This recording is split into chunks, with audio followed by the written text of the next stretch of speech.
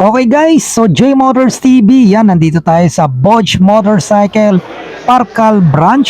So bagong store lang to at ngayon yung kanilang grand opening.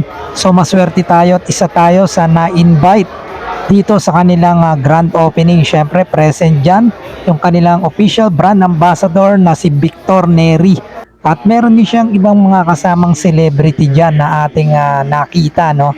So guys, ang branch na to is officially open na at pwede na kayong bumili o mag-transact ng mga motor dito na inyong pinapangarap.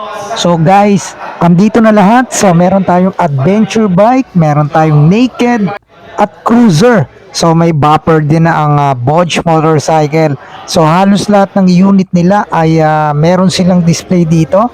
Kaya yan guys, no, kung kailangan nyo ng motor mula sa Bodge Motorcycle, so pwede kayong mag-message sa atin para yan, ma-assist natin kayo kung anong unit at kung anong assistance ang kailangan nyo, no.